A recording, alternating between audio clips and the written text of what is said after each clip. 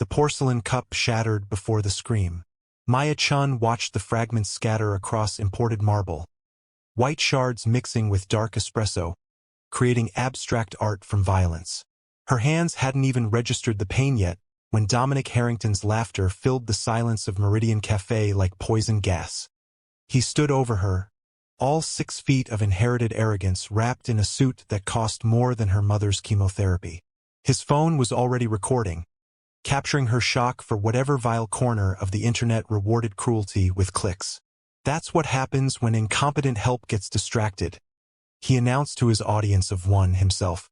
Maybe if you spent less time daydreaming and more time doing your actual job.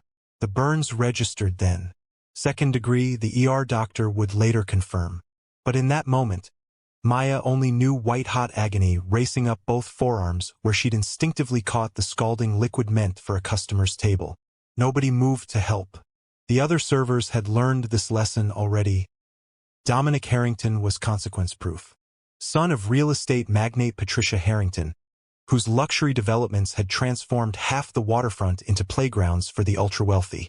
The Harringtons didn't just own property, they owned influence, politicians, entire neighborhoods rezoned with a phone call.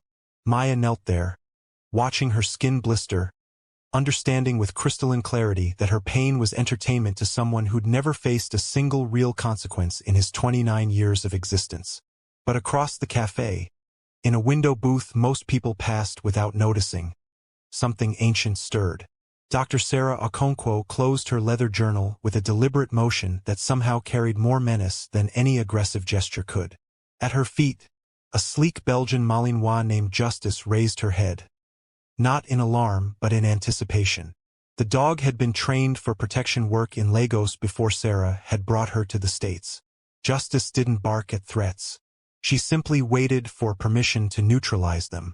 Sarah's eyes, dark, calculating, carrying the weight of someone who'd seen violence in forms Dominic couldn't imagine, tracked every detail. The angle of Maya's collapsed posture, the pattern of burns already forming, the casual sadism in Dominic's smile, and the absolute stillness of bystanders who knew intervention came with a price they couldn't afford to pay. Sarah Okonkwo had not left Nigeria to escape violence. She'd left because she'd become too efficient at it. 15 years ago, she'd been Dr. Okonkwo, human rights attorney, fighting corruption cases that powerful men wanted buried. Then her sister had been kidnapped by militants with connections to government officials Sarah was investigating. The police did nothing. The international community offered thoughts and prayers. So Sarah had done something else. She'd called in favors from former clients, rebels, activists, soldiers who owed her their freedom or their lives. She'd planned the extraction herself. And when it was over, 12 men were dead and her sister was safe. But Sarah had crossed a line she couldn't uncross. The government wanted her arrested or eliminated. Human rights organizations she'd worked with condemned her methods even as they'd applauded her results. She'd come to America with new credentials, a new specialty, protecting people the system failed. Not through courtrooms this time, through other means. Now she consulted for domestic violence shelters, trafficking survivors, immigrant families terrorized by employers who held their documentation hostage. She built cases. She found leverage. And when legal means failed, she ensured justice through channels that didn't appear in official records. The wealthy called people like her fixers. Sarah preferred a simpler term, necessary. Call emergency services, Sarah said, her Nigerian accent precise, undiminished by years abroad. That woman needs immediate medical care. Dominic turned, annoyed by the interruption to his performance. He saw a black woman in expensive business attire, professional but unremarkable to his taxonomy of people worth acknowledging. "Mind your business, lady," he said dismissively. "She's fine. Probably looking for workers' comp fraud." Sarah stood. Justice rose with her, a synchronized movement that spoke of thousands of hours of training. The dog made no sound, but her posture shifted infinitesimally. Weight distributed, muscles coiled, brown eyes locked on Dominic with predatory focus. "I am a doctor," Sarah said, closing the distance with unhurried steps. "That woman has sustained serious burns. She requires professional treatment immediately. Something in Sarah's tone, the absolute lack of deference, the expectation of compliance rather than negotiation, made Dominic's smirk falter. Look, I don't know who you think you are. Dr. Sarah Okonkwo. She produced a card, handing it not to Dominic but to the cafe manager who'd been hovering uselessly. Call an ambulance, bill all expenses to me, and document everything that happened here, including the assault and the perpetrator's admission on his recording. Assault? Dominic laughed, though it sounded forced now. I didn't touch her. If she burned herself being clumsy, you threw scalding liquid at a service worker in retaliation for an imagined slight. Multiple witnesses observed this. You then recorded her suffering while making threatening statements. Sarah's voice never rose, but somehow filled the entire space. These facts are not in dispute. Maya looked up from the floor, seeing Sarah clearly for the first time. Not just seeing, recognizing something. The way you recognize a life raft when you're drowning. The way you recognize someone who has decided to stand when everyone else remains seated. I can't afford an ambulance, Maya whispered. I have student loans, my mother's medical bills. You will afford nothing, Sarah interrupted gently. This man will bear the complete financial responsibility for the harm he's caused. This I promise you. The hell I will. Dominic recovered his bravado. Do you know who my mother is? Patricia Harrington owns half the city. One phone call and I can have you. Have me what? Sarah's eyes met his directly, and Dominic felt something he'd never experienced. Genuine fear of another human being. Please continue. Tell me what Patricia Harrington can do to someone like me. The cafe doors opened. 3 private security guards entered. Dominic's personal detail, alerted by the delay. Mr. Harrington, is there a problem?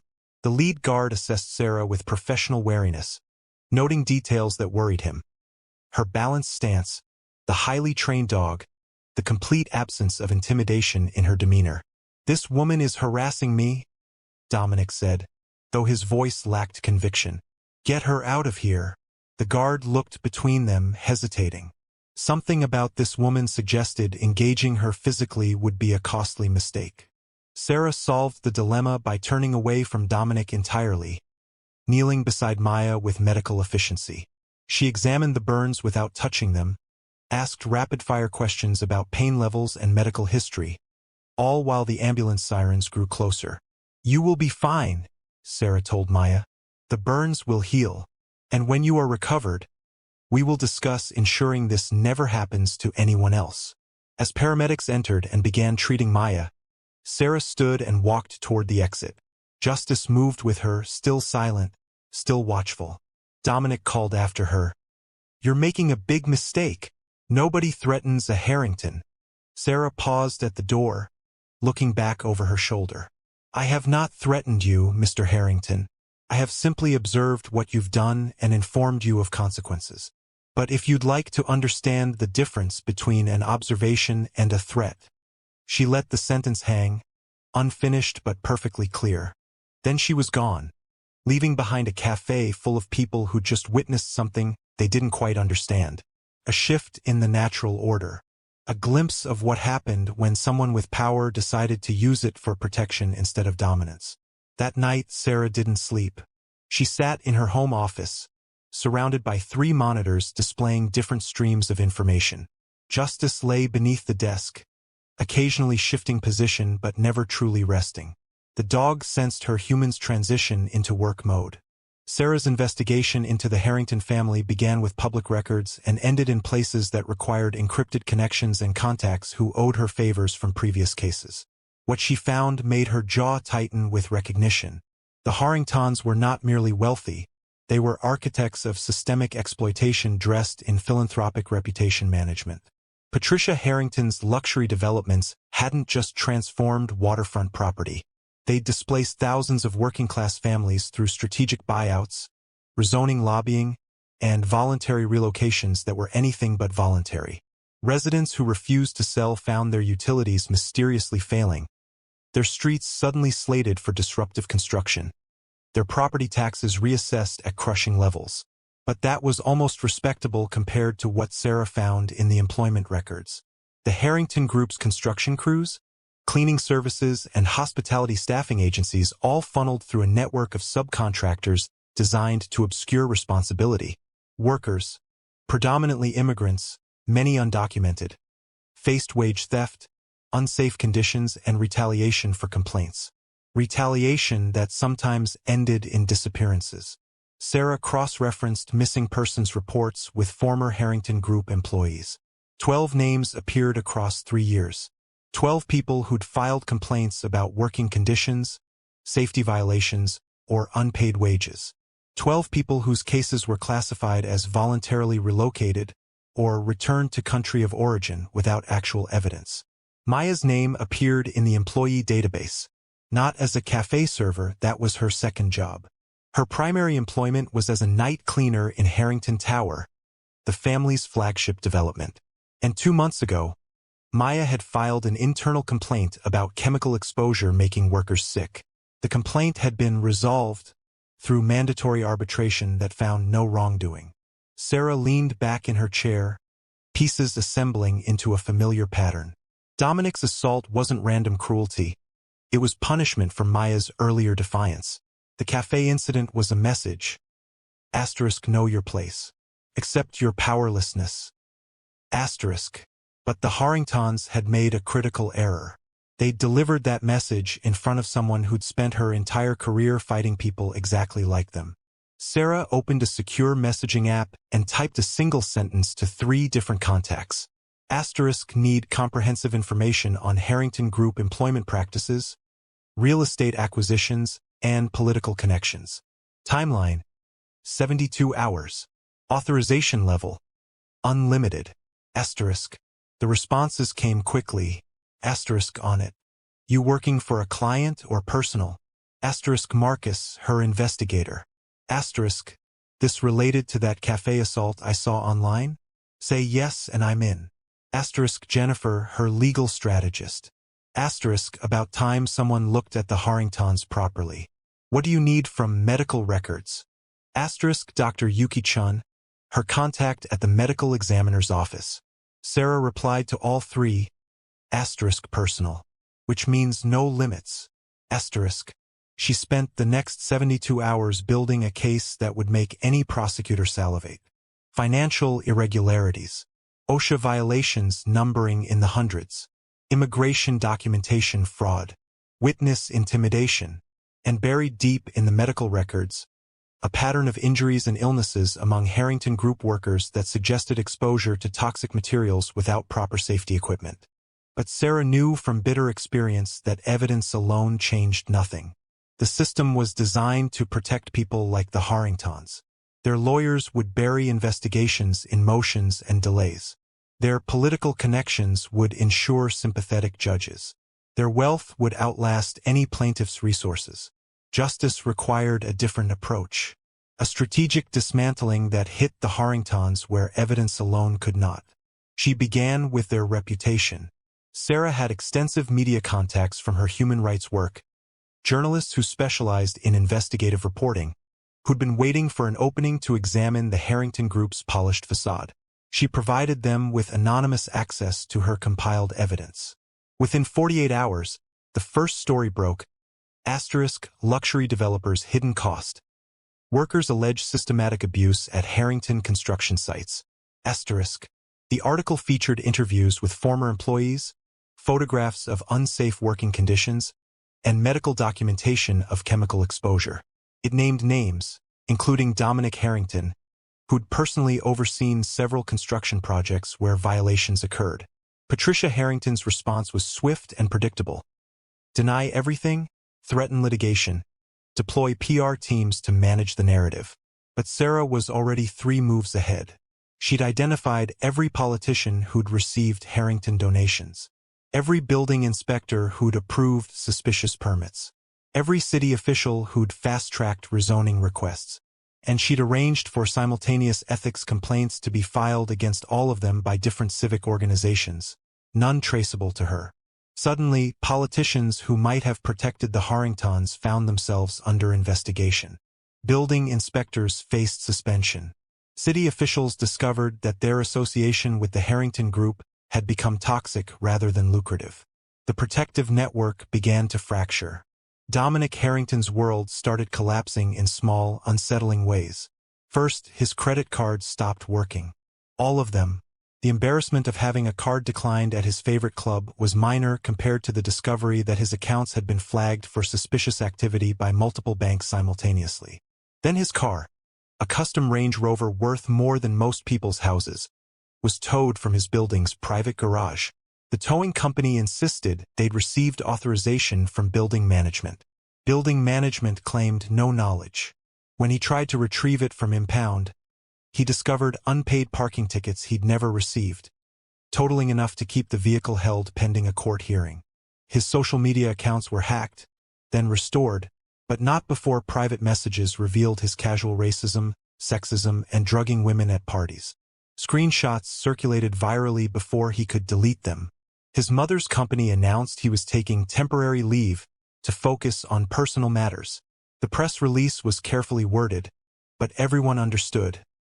Dominic had become a liability.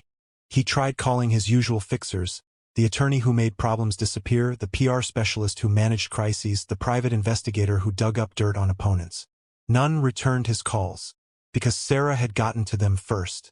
Not through threats, through information. She'd provided each of them with evidence of their own vulnerabilities. Tax issues, ethical violations, secrets they'd prefer remained buried. And she'd made them an offer: cut ties with the Harringtons or face exposure. They'd chosen self-preservation. 1 week after the cafe incident, Dominic found himself truly alone for the first time in his life. No money, no support network, no protection from consequences. He tried reaching his mother directly. Patricia Harrington listened to his panicked explanation of everything going wrong, then delivered a truth that shattered his worldview. "Fix it yourself, Dominic. I'm done cleaning up your messes." "But someone's targeting me," he protested. "That woman from the cafe, that woman did nothing illegal. You assaulted a service worker on camera. Dominic, you created this situation.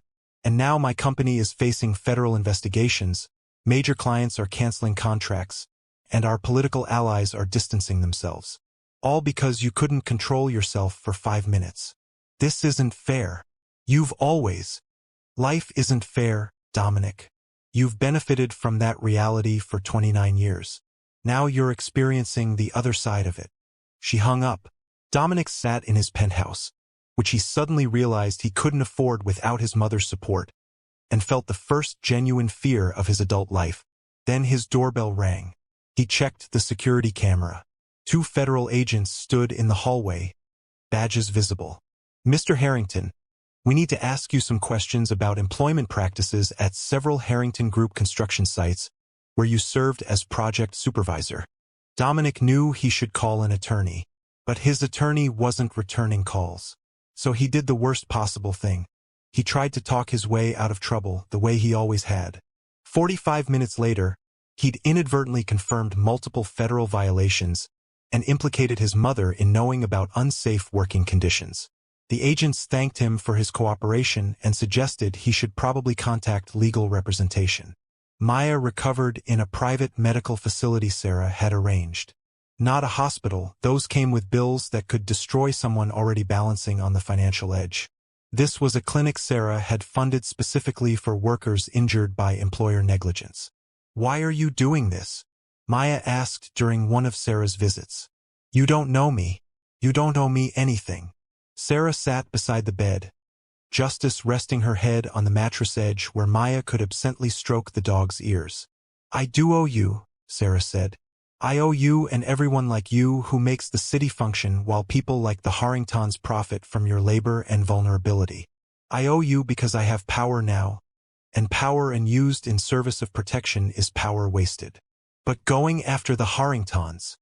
Maya shook her head. "They'll destroy you." "They will try," Sarah acknowledged. "But they've spent their lives believing that wealth equals invincibility. They don't know how to fight someone who can't be bought or intimidated. What happens when this is over?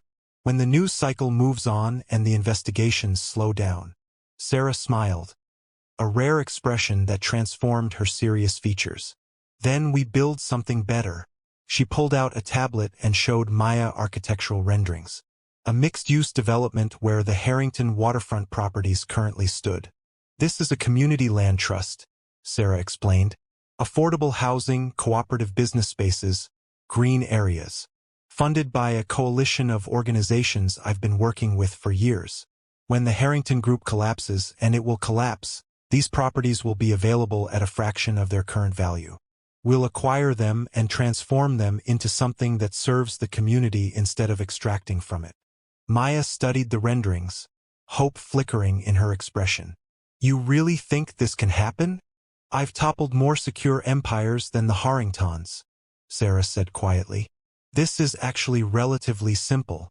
Over the next 3 months, the systematic dismantling continued. Federal investigators raided Harrington Group offices, seizing documents and computers. OSHA fined the company $8.7 million for safety violations. A class action lawsuit filed by former employees sought damages for wage theft, unsafe conditions, and retaliation. Immigration authorities discovered fraudulent documentation in hiring practices, triggering additional criminal investigations. Banks began calling loans as the company's credit rating plummeted.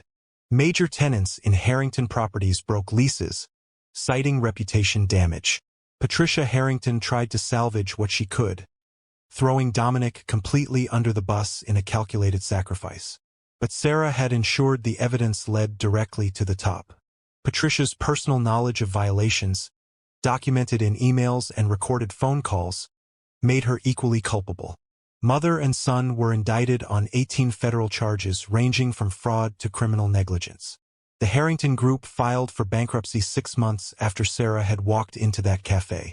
The bankruptcy auction was swift and merciless.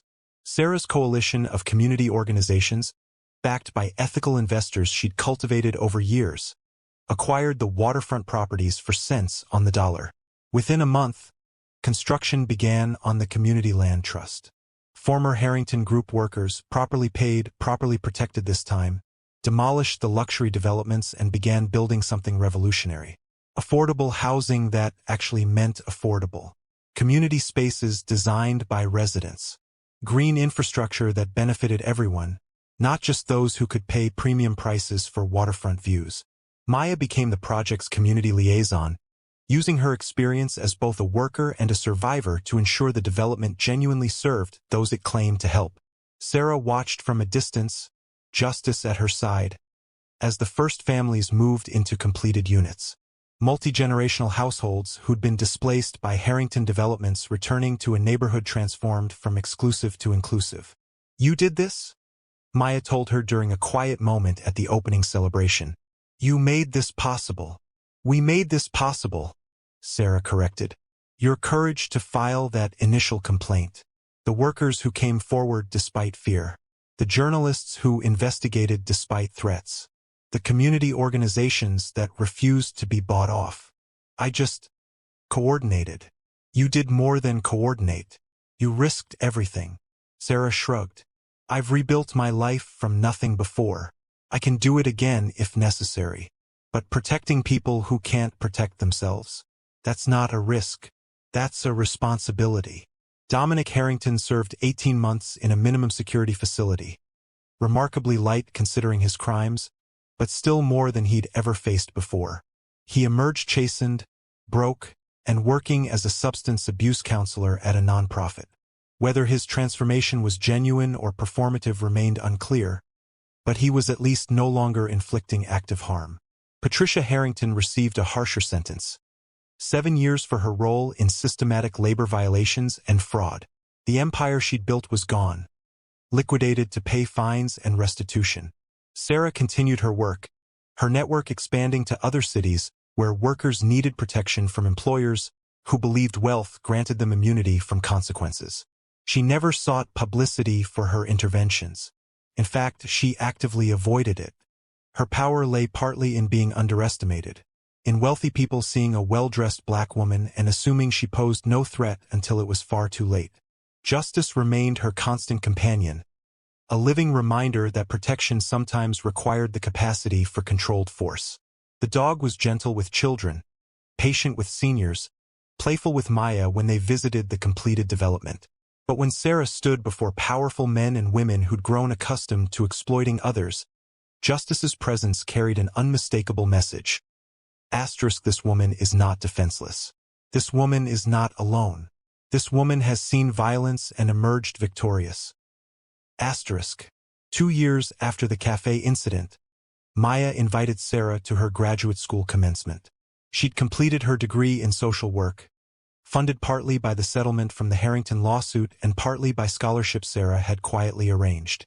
"I'm going to work in labor advocacy," Maya told Sarah after the ceremony. "Fighting for worker protections, investigating employer abuses, all of it. Because of what you taught me." "What did I teach you?" Sarah asked, genuinely curious. "That power isn't inherently corrupting. That resources can be used to protect instead of exploit. That one person willing to stand up can shift the entire balance." Maya paused, then added, "And that justice sometimes requires operating outside systems designed to prevent it." Sarah smiled. "Be careful with that last lesson. The line between justice and vengeance is thinner than most people realize. How do you stay on the right side of it? I ask myself constantly, am I protecting the vulnerable or satisfying my own anger? Am I building something better or just destroying what exists? Am I empowering others or creating dependency on my intervention?" Sarah's expression turned serious. "The moment I can't answer those questions honestly, I stop." They stood together watching the celebration, justice lying contentedly between them. Somewhere in the city, someone was being exploited. Someone powerful was using their position to harm someone powerless. Someone was suffering while bystanders looked away. And Sarah Okonkwo would be watching, cataloging, planning. Not as a savior, not as a vigilante, but as a guardian who understood that true justice required both the visible work of legal systems and the invisible work of ensuring those systems actually functioned. The wealthy and powerful would continue to exist. The vulnerable would continue to need protection. And Sarah would continue to stand in that liminal space between law and necessity, between light and shadow, between the world as it was and the world as it should be. "There will always be Harringtons," she told Maya. "People who believe their wealth exempts them from basic human decency. People who treat others as disposable resources. People who've never faced real consequences. And there will always be people like you to stop them?" Maya asked hopefully. Sarah shook her head. "There will always be people like us to stop them. You, me, every person who decides that witnessing harm carries the obligation to prevent it. That's how we win, not through individual heroes, but through collective refusal to accept exploitation as normal." As the sun set over the transformed waterfront, where affordable housing stood where luxury towers once loomed, Sarah allowed herself a moment of satisfaction. Not victory, not triumph, just the quiet knowledge that today, in this city, the balance had shifted slightly toward justice. And tomorrow she would begin again. Justice, the dog and the concept would be right there beside her. Sometimes the most dangerous person in the room isn't the one making threats. It's the one calmly taking notes, building cases, and understanding that true power means knowing exactly when and how to use it. Sometimes justice doesn't announce itself with sirens and handcuffs. Sometimes it arrives in expensive business attire with a well-trained dog, and dismantles empires before those empires even realize they're under attack. And sometimes the revolution doesn't come from the streets. It comes from a woman in a cafe who decides that enough is enough, and has the skills, resources, and determination to make that decision matter.